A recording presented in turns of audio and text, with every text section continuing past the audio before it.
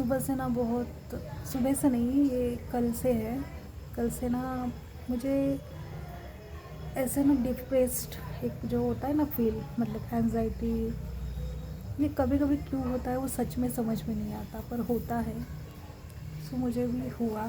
कल से मैंने बहुत प्रयास किया कि मैं इस सिचुएशन से बाहर निकलूँ, मैं कुछ अच्छा सोचूँ, अच्छा सुनूँ, पर मुझ में तमस इतना हावी था कि मैं श्लोक नहीं सुन पाई, मैं स्तोत्र नहीं पढ़ पाई, मैं कुछ याद नहीं कर पाई। तो हमारे जीवन में ना कभी कभी जो पाप कर्म होते हैं वो इस हद तक सुकृत हो जाते हैं कि वो हमें ईश्वर की ओर बढ़ने ही नहीं देते। वो हमें इतना परेशान करते, इतना परेशान करते कि हम कुछ देख ही नहीं पाते, हम कुछ सोच नहीं पाते, हम कुछ बोल नहीं पाते। तो ऐसे समय में और कितना, मतलब इस साल का मेरे ख्याल से देखा जाए तो 4 महीने ऑलमोस्ट कंप्लीट हो चुके हैं, पूर्ण हो चुके हैं कि मैं माता रानी के मंदिर नहीं गई। हमेशा घर के रास्ते में होता है, लेकिन ना एक समय देखो या बुलावा समझिए या कुछ कुछ है जो मिस है, तो मैं ना जा नहीं पा रही हूँ। तो कल संडे था, कल रविवार था, कल मैंने अपने विचार भी व्यक्त नहीं किए। हालांकि जो मैं विचार व्यक्त करती हूँ यूट्यूब पर, मैंने वो भी नहीं करे। तो ना मैं मंदिर गई, वो छोड़ो, मैं भोले बाबा के मंदिर नहीं गई कल, मैंने भोले बाबा का दर्शन नहीं करा कल। मतलब इस हद तक मेरा तमस मुझ पे हावी था। मैंने खुद को बहाना क्या दिखाया, मतलब मेरा मन इतना माया में फंस चुका था कि मैंने खुद के मन को क्या बताया कि नहीं मुझे कपड़े धोने हैं, नहीं मुझे अच्छा नहीं लग रहा है, मेरी वो आँखों में जो इन्फेक्शन होता है, जो आँखें आती है जिसे कहते हैं, तो उस हद तक मैंने खुद को बताया कि नहीं मुझे इन्फेक्शन है, आज संडे है, आज मैं कुछ जो मेरे काम है वो मैं करूँगी, मैं आज भोले बाबा के दर्शन नहीं करूँगी। मैंने ऐसा बोला, लेकिन ऐसा नहीं है, मैं मंदिर नहीं गई, मैं बाबा के दर्शन मंदिर में नहीं जाके कर पाई, लेकिन मैंने जो मेरे रूम पर बाबा रखे हैं मैंने उनकी सेवा करी, वो तो ठीक है। लेकिन कभी कभी तमस हम पर इतना हावी हो जाता है कि हम कुछ कर ही नहीं पाते, सच में नहीं कर पाते। तो कल बहुत मन उदास था। कल मैंने किसी से बात भी नहीं करी और अपने ही विचारों में थी। मैंने ये प्रयास करा कि मैं क्या कर सकूं, मैं क्या कर पाऊँ कि मैं इस सिचुएशन से निकल पाऊँ, मैं क्या करूँ कि ये सिचुएशन हैंडल हो जाए, मैं इससे कैसे बाहर निकलूँ। ऐसे बहुत से मैंने प्रयास करे कल, बहुत से क्या कहते हैं उसे, बहुत से मैंने जुगाड़ लगाने का प्रयास किया, पर नहीं हो पाया। कल मैंने ऐसा लग रहा था कि मैं गिव अप कर रही हूँ अपने विचारों में, अपने बहुत से ऐसी बातों में। जो कल मैंने एक बुक नहीं पढ़ी, मतलब कल का एक जो संडे था, मैंने ऐसा कभी कभी ऐसा लगता है आज अभी इस क्षण मुझे ये लग रहा है कि मैंने वो वेस्ट कर दिया। मतलब समय सच में बलवान है, समय बहुत महत्वपूर्ण है।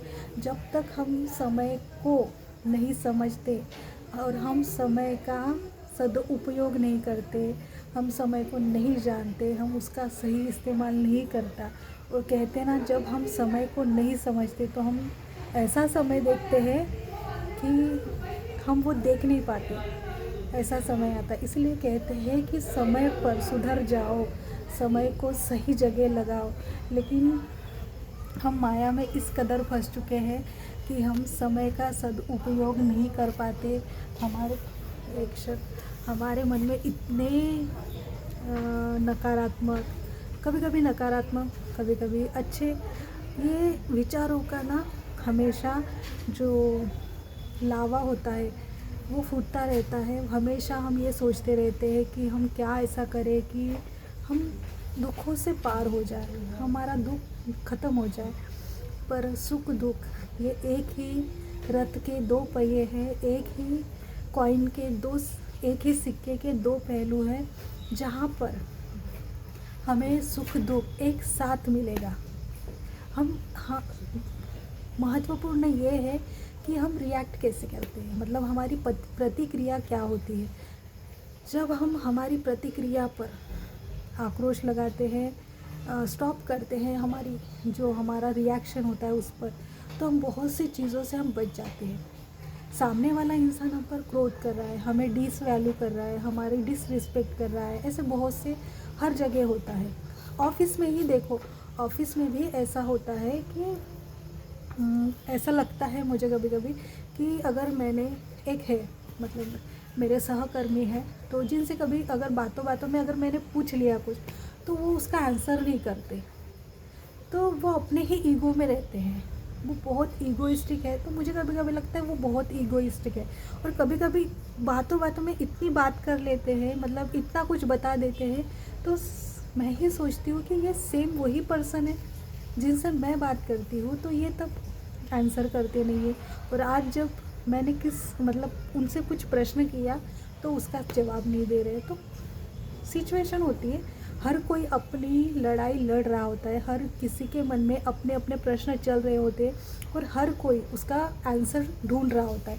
जैसे कि कल मैंने बहुत से प्रश्न खुद से किए, बहुत से आंसर मैंने ढूंढे, पर मुझे सच में आंसर नहीं मिला। तो आज मैंने फिर सोचा कि चलो आज मेरे पास मैंने तकरीबन 1 साल हो चुका है, 1 साल से ऊपर मैंने भगवत गीता ला रखी है, पर वो मैंने पढ़ने का मतलब मैंने सोचा नहीं कि मैं पढ़ूँगी। इस दिवाली पे मैंने जब रूम की साफ़ सफाई करी, तो उसमें मैंने उसको अच्छे से क्लीन करके अच्छे से मेरे बुक शेल्फ में रख दिया। लेकिन मैंने सोचा कि चलो मैं जब इसका सही समय आएगा मैं इसको पढ़ लूँगी। तो आज वो सही समय आ चुका है। आज मैंने उसके 2-3 पन्ने पढ़े हैं। पर वो कहते हैं ना कि जब हम किसी चीज़ की शुरुआत करते हैं वो हमें उस हद तक नहीं समझ में आता, तो हमें धैर्य रखना पड़ेगा। मुझे वो अच्छे से पढ़ना पड़ेगा कि कृष्ण जी ने अर्जुन को क्या उपदेश दिया, कैसे समझाया, अपनों के खिलाफ युद्ध के लिए कैसे तैयार करा। तो ये मुझे पढ़ना है। उनके वो भावना कैसी थी, उनमें वो आक्रोश कैसे आया कि खुद के गुरु को उन्होंने कैसे मारा, कैसे मार सकते हैं अपनों के भाई, अपने खून के चाचा के लड़कों को कैसे मार सकते हैं। हमारे घर में कुछ भी हो जाए, कभी कभी ये होता है कि घर में वाद विवाद होते हैं, तो हमारे जो पेरेंट्स होते हैं, हमारे पेरेंट्स होते हैं, वो कहते हैं कि मत झगड़ा करो, मत लड़ाई करो। लेकिन भाई भाइयों में झगड़ा होता है प्रॉपर्टी के हिसाब से, अपने हिसाब से, हर चीज़ से झगड़े होते हैं। उनके तो होते हैं, लेकिन जो हम बच्चे होते हैं, जैसे कि माता पिता, इनके झगड़े होते हैं, लेकिन हमेशा फंसते हैं हम बच्चे। ठीक है, तो हम क्या करते हैं कि हाँ, आपके पेरेंट्स ने हमारे पेरेंट्स को गलत कहा है, तो हम आपसे बात नहीं करेंगे। तो इनसे ना भाई भाइयों में, बहनों बहनों में दूरी आ जाती है। तो सेम, लेकिन मैंने एक जो नया, पुराना तो मैंने महाभारत देखा था, लेकिन अभी जो नया आया था 2011-12 में, जहाँ पे सौरभ